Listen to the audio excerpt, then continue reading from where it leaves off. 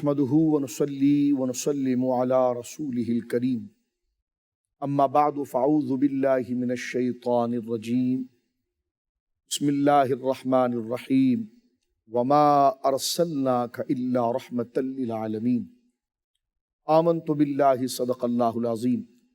محترم ناظرین، السلام علیکم ورحمۃ اللہ وبرکاتہ۔ معجزات رسول صلی اللہ علیہ وسلم کے مقدس اور پاکیزہ عنوان سے ہم آپ کی خدمت میں حاضر ہیں۔ حضور ایک سفر میں تھے تو آپ نے ارشاد فرمایا کہ میں تم لوگوں کو ایک بات بتاؤں؟ صحابہ نے کہا کیا؟ فرمایا دو آدمی بڑی بری قسمت والے اور بدبخت ہوں گے اور بڑے برے ہیں۔ پوچھا گیا یا رسول اللہ کون؟ فرمایا ایک وہ جس نے اللہ کے نبی حضرت صالح علیہ السلام کی اونٹنی کی کونچیاں کاٹی تھی، وہ اللہ کے نزدیک میں بہت مغضوب اور بہت غضب، اور اللہ اس سے بہت ناراض ہے۔ اور فرمایا دوسرا کون؟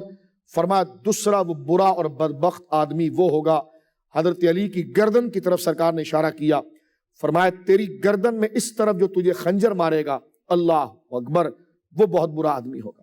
ایک حدیث پاک میں یہ بھی ارشاد ہے کہ علی مجھے اس وقت یاد کرنا جب تیری گردن پر وار ہوگا تو تیری پوری داڑھی خون سے بھر جائے گی، اللہ اکبر۔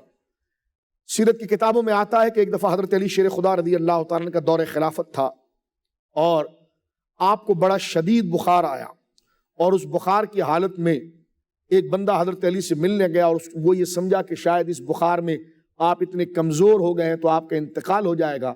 تو حضرت علی نے فرمایا نہیں، بلکہ آپ نے اشارہ کیا اور کہا کہ میری داڑھی جو ہے اس پر خون کا نشان ہے۔ وہ کہنے لگا نہیں، تو کہا پھر ایسا نہیں ہوگا، کیونکہ میرے نبی نے کہا تھا کہ مجھے موت اس صورت میں آئے گی کہ جب مجھ پر ایک بندہ وار کرے گا اور میری پوری داڑھی جو ہے وہ خون سے بھر جائے گی۔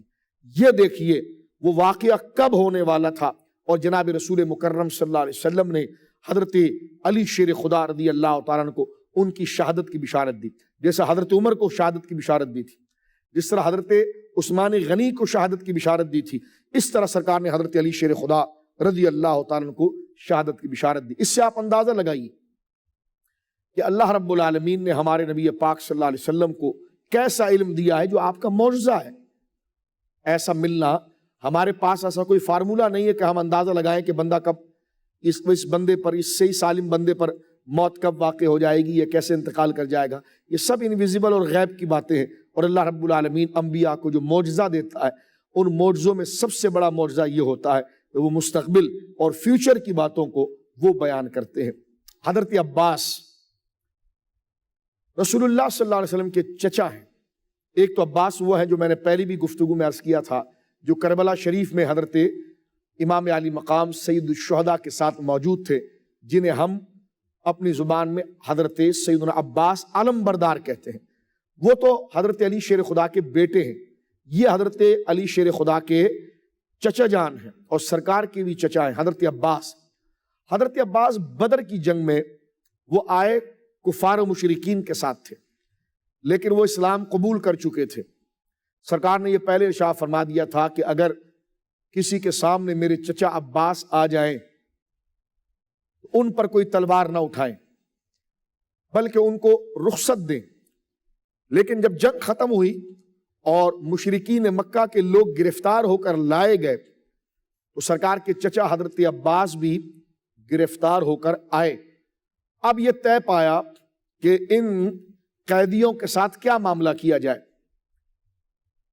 تو یہ فیصلہ ہوا کہ ہر بندہ فدیہ دے، کچھ رقم دے، اور کچھ رقم دے کر وہ اپنی جان چھڑا لے۔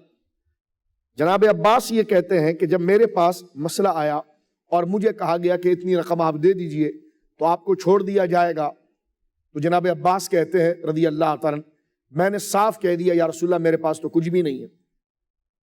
اب حضور مدینے سے آئے اور حضرت عباس مکے سے آئے ہیں، گرفتار ہو گئے بدر کے میدان میں۔ بدر مکہ اور مدینے کے درمیان کا ایک علاقہ ہے۔ جناب عباس کہنے لگے یا رسول اللہ میرے پاس تو کچھ بھی نہیں ہے، میں پیسہ کہاں سے لا کر دوں؟ نبی پاک ان کے قریب ہوئے اور جملہ سنیے محترم ناظرین، صحیح بخاری شریف میں حضور نے فرمایا چچا جان جب آپ جنگ کے لیے آ رہے تھے تو آپ نے میری چچی ام الفضل کو ایک کپڑے کے اندر کچھ سونے زیورات اور مال لپیٹ کر اور گانٹ لگا کر دیا تھا اور ان سے کہا تھا کہ اگر میں لوٹ کر آ جاؤں تو میری امانت واپس کر دینا، اور اگر میں جنگ میں پورا ہو جاؤں تو پھر یہ میرے بچوں کو دینا۔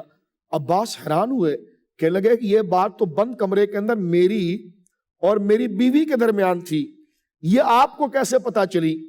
تو نبی پاک نے مسکرا کر فرمایا جس نے مجھے نبی بنا کر بھیجا ہے نا اسی رب نے مجھے بتا دیا ہے۔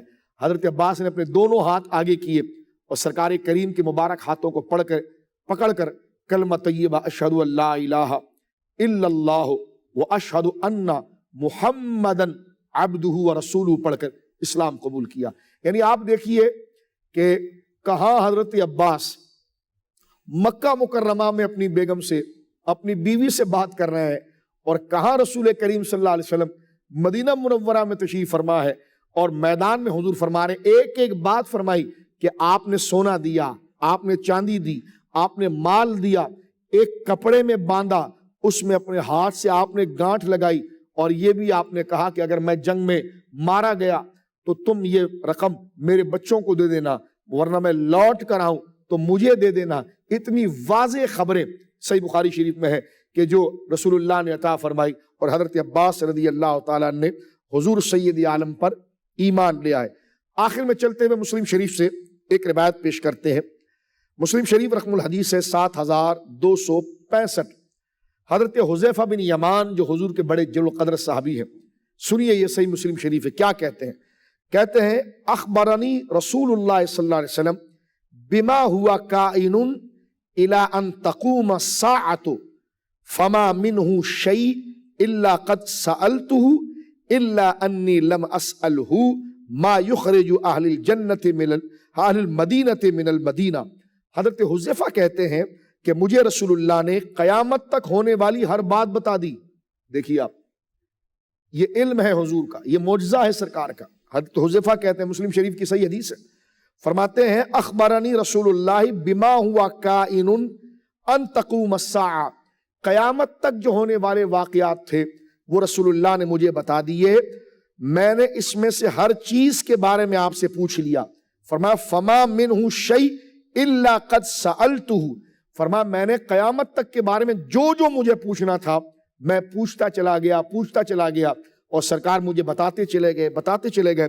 فرمایا یہاں تک کہ لم اسألہ ما یخرج اہل المدینۃ من المدینہ، فرمایا ہاں مدینہ منورہ میں ایک فتنہ پیدا ہوگا جس سے اہل مدینہ جو ہے وہ مدینے سے نکل جائیں گے، تو فرماتے میں نے قیامت تک کی باتیں حضور نے مجھے بتائی، اور میں نے حضور سے وہ تمام باتیں پوچھی، لیکن فرماتے ہیں کہ صرف ایک بات نہیں پوچھی کہ مدینے والوں کو مدینے سے کون سی چیز نکال دے گی۔